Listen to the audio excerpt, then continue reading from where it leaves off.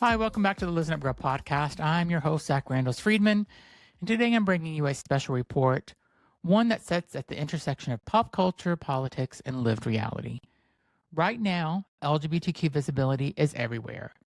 Queer artists are dominating the charts, trans actors are winning awards, pride brands are filling commercials, fashion campaigns, and streaming platforms. And on the surface, it does look like progress. But at the very same time, LGBTQ rights, particularly for trans people and queer immigrants, are facing some of the most aggressive political and structural threats we've seen in decades. So today, we're asking a hard but necessary question. How can visibility be increasing while protections are disappearing? And more importantly, is visibility actually protecting anyone, or is it just being used as a cover while real harm happens behind the scene? This is visibility without protection. So the era of unprecedented visibility. By almost every cultural measure, this should be a golden age. LGBTQ characters are no longer limited to side roles or tragic storylines. They're leads, they're love interests, and are fully realized people. Queer stories are central to major films, TV series, and streaming platforms. Heated Rivalry is a perfect example of how a queer story has dominated the world. In music, openly queer artists headline festivals, top charts, and shape trends.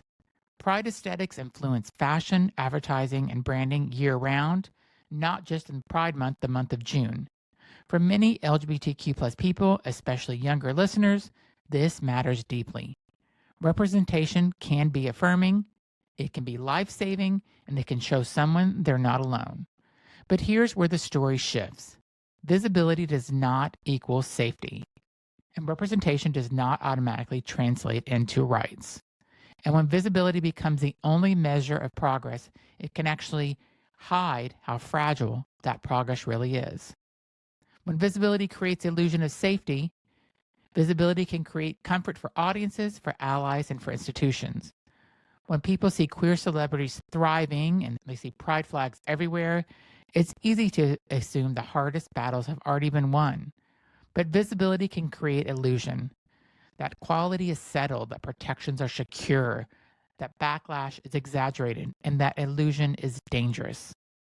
Because while LGBTQ people are increasingly visible in culture, their legal protections are anything but guaranteed. So across the United States, state-level policies are quietly reshaping LGBTQ+ life, again, disproportionately impacting trans people. These policies affect access to gender-affirming healthcare, what a teacher is allowed to say, how schools treat queer and trans students, what an ID, a passport, or a driver's license can actually list, who feels safe traveling, who feels safe existing in public. Even when a bill doesn't pass, they still do damage. Doctors hesitate to provide care. Teachers are starting to self-censor.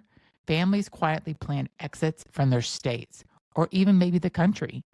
Trans adults delay paperwork, health care, or visibility altogether.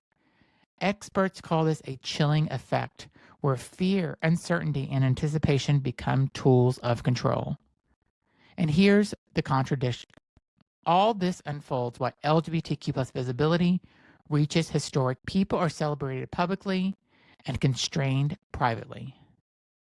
Visibility meets federal power in Minneapolis, and this disconnect isn't a theory.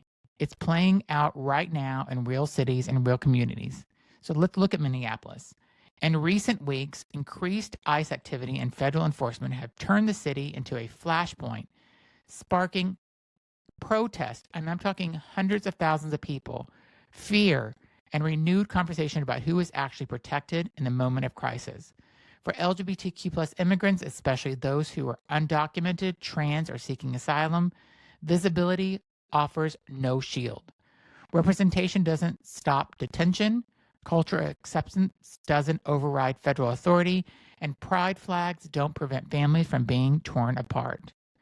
Community advocates in Minneapolis say fear has ripped across immigrant neighborhoods, including queer and trans residents who already face discrimination in housing, employment, and healthcare. Some people are even avoiding public spaces. Others are skipping medical appointments. Community organizations are shifting resources from celebration to emergency response.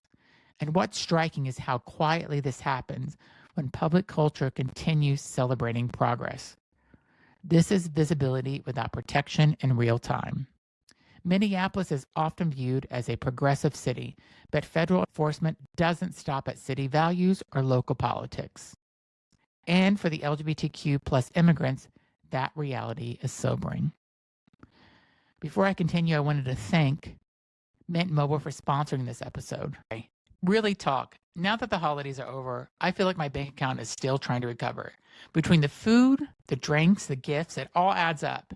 And even when you're trying to cut back, it's hard because you're like, okay, but I still need my phone. That's where Mint Mobile has honestly been a game changer for me. Mint Mobile's year-end sale is still going on, but only until the end of the month. So this is one of those don't sleep on it moments. This is how you finally cut big wireless and all the bloated plans, unnecessary monthly charge. Right now, Mint is offering 50% off when you choose a 3, 6, or 12 months of unlimited plan, and you're not giving anything up to save money. Every plan comes with high-speed data, unlimited talk and text, and all delivered on the nation's largest 5G network. And the best part, you don't need a new phone. You just use the phone you already have.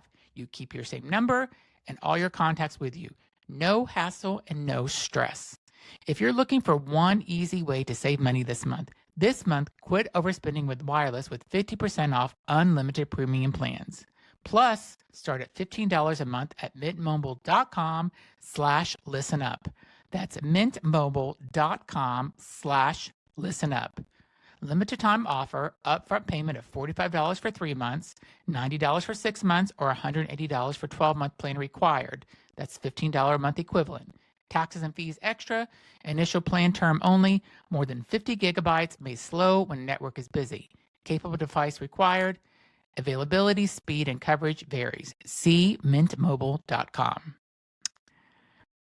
So back to the story, when visibility replaces action, this is where a disconnect becomes most dangerous. Visibility can create the appearance of equality without delivering it. Queer sex stories are held up as proof that discrimination is no longer somatic. Representation becomes evidence that harm is overstated, but visibility doesn't stop forced relocation. Guaranteed medical care, it doesn't protect legal status or prevent discrimination. In some cases, it increases exposure without increasing safety. And yet, institutions often treat visibility as the finish line. So let's talk a little bit about corporate pride versus corporate power. Corporate pride has become expected. Rainbow logos, limited edition merchandise, inclusive advertising. At its best, this once helped normalize LGBTQ plus inclusion. But today, many advocates question how deep that support really goes. When legislation threatens LGBTQ plus lives, many corporations remain silent. Some quietly scale back pride campaigns. Others retreat in politically sensitive areas. Visibility is low risk, advocacy is optional, and that gap is where trust erodes. Because if support disappears the moment it becomes inconvenient, it was never protection to begin with. So let's talk about the backlash cycle. There is a familiar pattern. Visibility increases, moral panic follows, politicians exploit fear, rights are restricted, drag becomes a target. Yes, drag queens. A drag show is becoming a target in many communities. Trans existence becomes a debate. Queer joy becomes suspicious. And instead of confronting political optimism, blame shifts towards LGBTQ plus people themselves for being too visible, for being themselves, as if quality must be quiet to be acceptable. That logic, it is not only wrong, it's dangerous. And the emotional cost of this moment, for many LGBTQ plus people, describe this era as emotionally exhausting. It's the whiplash of celebration, that threat existing side by side. One moment you see yourself reflected on screen, the next you see your rights being debated.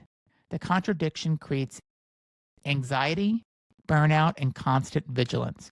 Joy and fear can coexist, but fear should not be the price of visibility. And what actually moves the needle? Well, visibility still matters. It must be paired with accountability.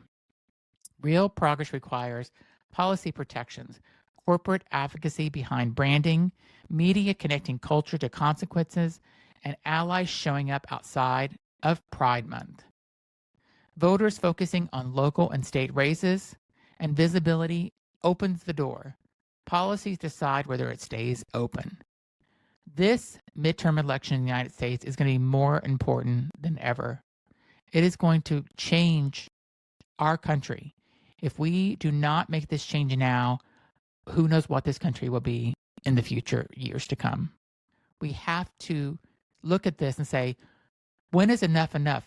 We have to say, how did we get here? Have you asked yourself that question?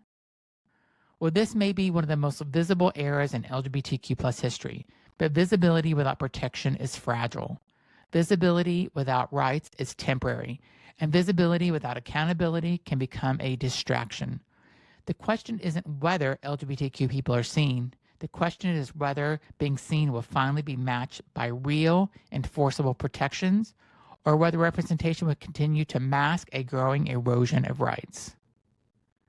This has been Listen Up Girl Special Report. I'm Zach Randles-Friedman. If you think this podcast episode will resonate with somebody you know, please be sure to share it. And thanks for listening. And come back later this week for more LGBTQ plus news.